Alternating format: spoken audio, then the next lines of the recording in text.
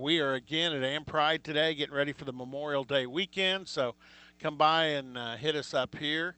I'm drinking some hot, delicious hot coffee. So I'm relaxing, and I'm about to talk to somebody I'm dying to catch up with. But it makes me old when I see those youngins on his Twitter page.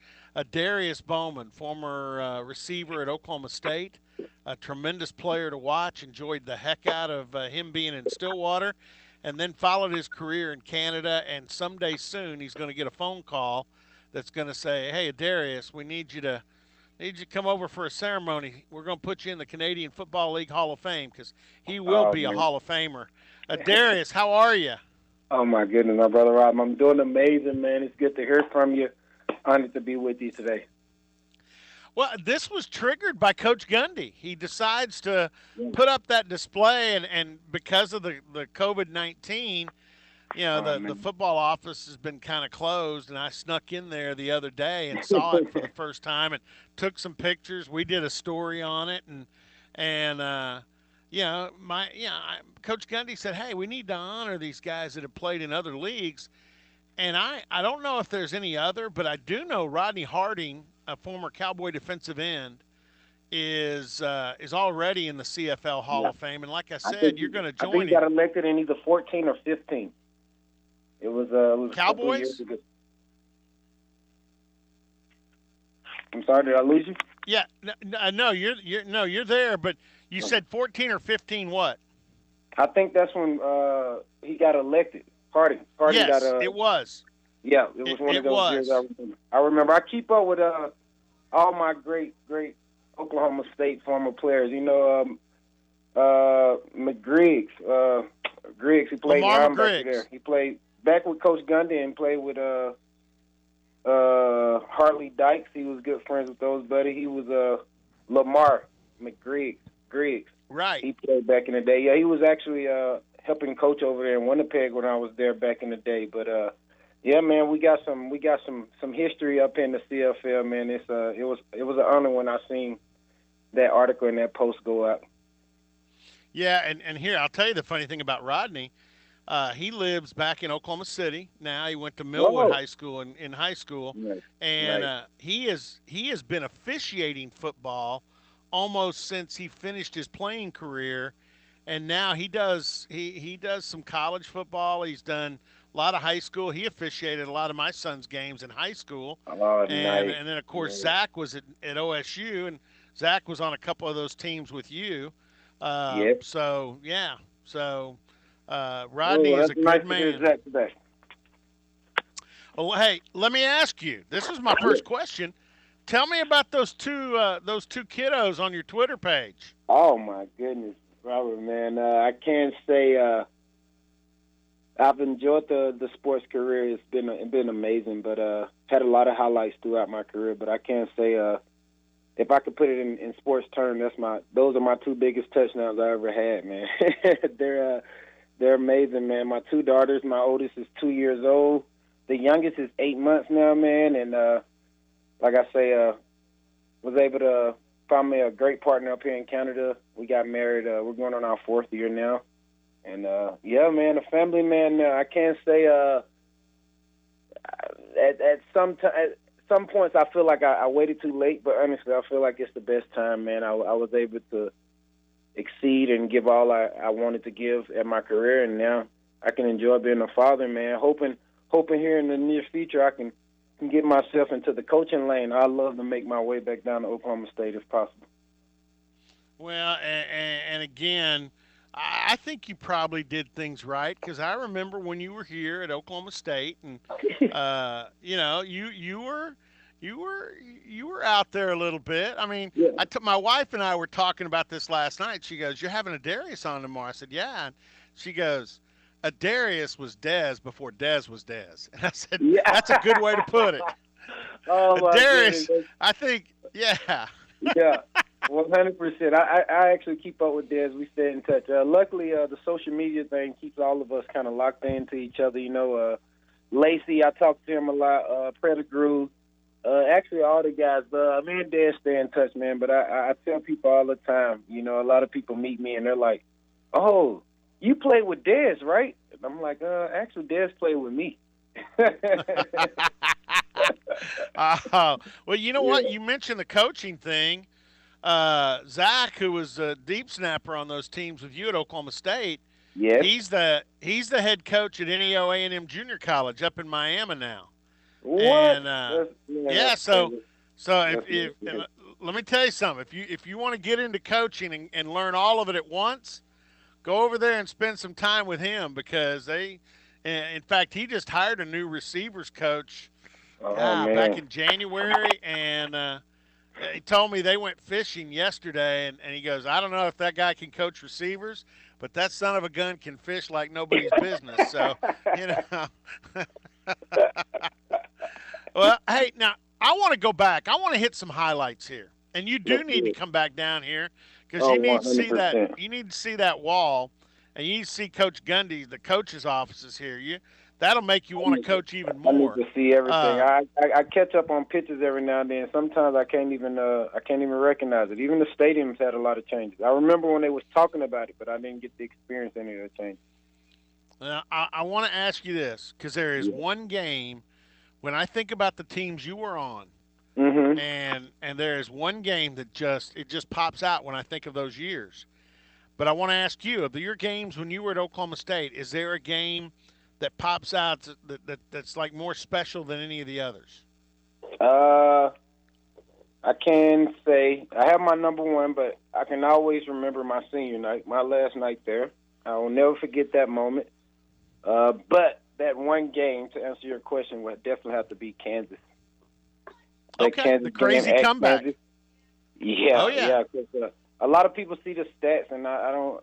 I know you see the stats, and you're like, "Oh man, this guy had a great game." But honestly, you know, just like me, we was down the whole game, and then most of Oh that actually happened in the second half. So it was just an amazing team win. I know if you look at it on paper, even if you was looking at the actual game, you would think I was doing something outside of myself. But honestly, man, I remember at halftime, the look on Coach Gundy's face, the look on all the players' face. It just wasn't our ball.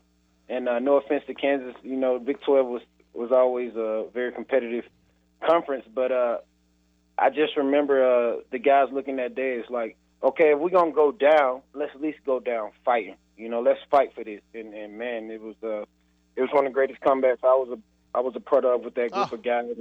And luckily, the ball came my way a couple of times, and I was able to do a few things. But it was definitely a special moment in my career. I tell a lot of younger players, we all talk about being in the zone or that zone, that one moment. To yeah. be honest, you don't feel it every game, but I can say it's been a handful of times I felt it, and that was definitely one of the ones in my college career. Like I was in the zone, especially that second half. So I'll never forget that one.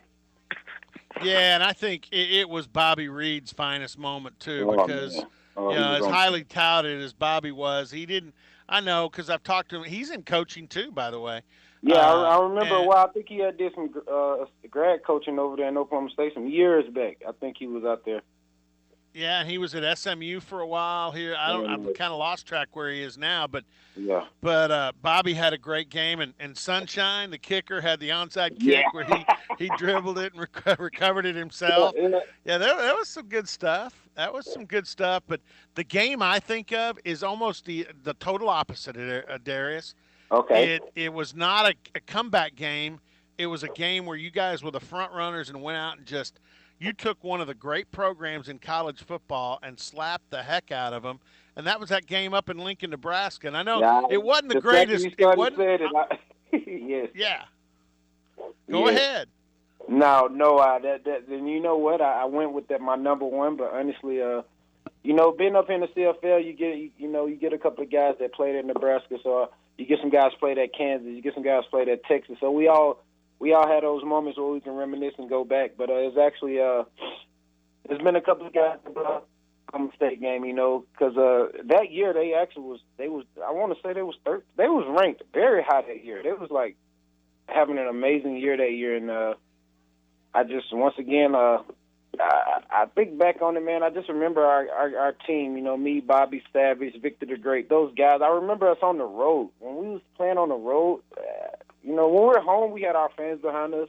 That sea of orange, it's easy to kind of get yourself hyped and pumped for the game. But I just remember we really had to rely on our coaching staff and us as players to kind of pull ourselves together when you're in some of those tough environments out there in the Big 12. And that was definitely one of those hostile environments. And I can't say before going into it, we was kind of telling ourselves let's give it our all. Let's have the best game. And as the game got rolling, I think the guys just took it as like let's just give a beating to them. And Ah, it was a great day. I definitely remember that. We'll never will forget it. that crowd when and most of them stay. They're not. Their fans are good fans. They don't Oh leave no, even when their team's getting their tail kicked.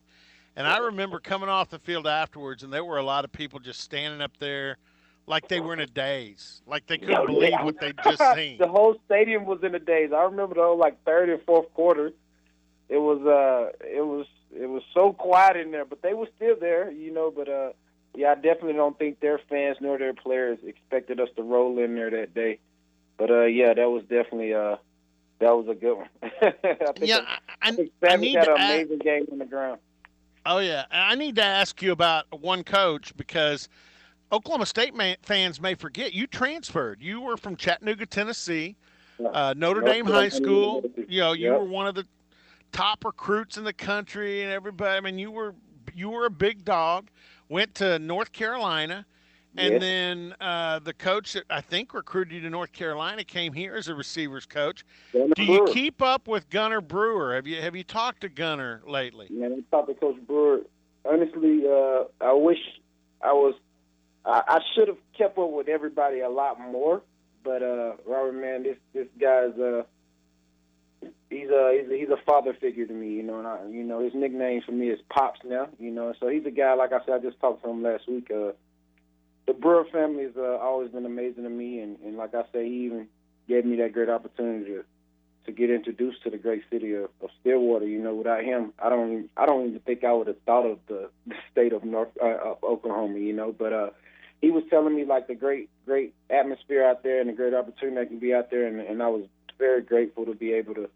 A lot of players, I set out that year that was real tough. I was just trying to dissect on how I really wanted to do it, but I did.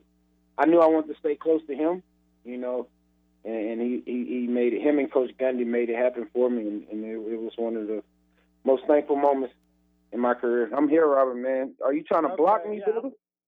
No, I tell you what, the location I'm broadcasting from lost Yeah. all their electricity at once, so Oh that went out. no. So I didn't get to hear much after Pop, but I trust that you keep up with Gunner, and that's good. You mentioned you keep up with a lot of your teammates.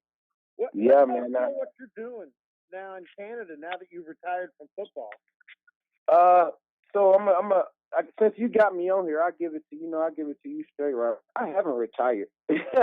So I Oh, think a okay. couple of guys. I kind of took on a side venture. Like I say, spent 8 years out here in Edmonton, building a nice platform. Still got Adarius for autism. That's another thing I want to mention since we're on here. I guess I don't get that many opportunities to talk to everybody back in the U.S., which I miss everyone so much. But man, since being up here in Canada, I think I've grown as a I got the opportunity to grow as an athlete, but also as a man, and I found myself in the autistic community because I've always had this passion to want to help others. That's why I even did elementary education, childhood, adolescence. I was like, one day, who knows? One day I can possibly teach, but I was given an opportunity to be able to start my own nonprofit organization, Adarius for Autism, and man, Robert, man, this has been it's been what can I say? Not scary, but it's been amazing. But it's also been very humbling for me and my volunteers I have and my wife because it was something that it's an area that we see, and I don't know how much the world is. I think they're starting to learn a lot more about it. But I really got attached to these kids, man, and it later turned into me meeting a lot of young adults. And man, these kids are unreal talented. The spectrum of autism is so wide. So you have your higher functioning and your lower functioning, but I was just amazed and wowed by some of these students and kids, and so it just locked me in. And where Adarius for Autism is trying to do, definitely always bringing the fitness aspect in. I think I always stay working out my whole life. But what we really try to tackle and what we've seen a need for help is when dealing with these autistic kids that's going to later become adults. It was just a huge gap in the bridge of like leaving school and getting into the work environment.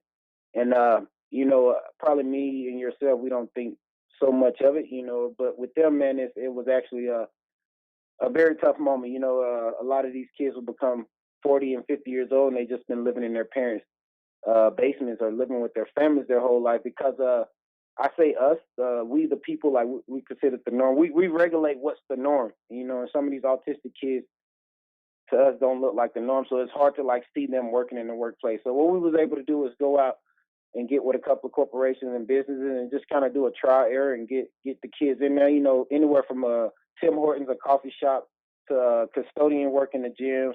To one of these kids is like his social skills in terms of like asking him how his day was going. That might not be so great, but he's like unreal with numbers. And so we was able to get him as a working with a math tutor. And so it's just been things like that, and like I say, building their own little community, participating in all the autistic events and functions that goes on around the country, and I just found that it's a home to me now. And so I remember last year I was telling my wife I found myself in a big conference room with a whole bunch of scientists and researchers, and then you have this professional athlete myself, and everybody was wanting to hear my input about the topic because I think I was just coming from a different perspective. Definitely not all the research that they have, but just treating everybody, treating a person like a person. Not really treating them so different. You know what I mean?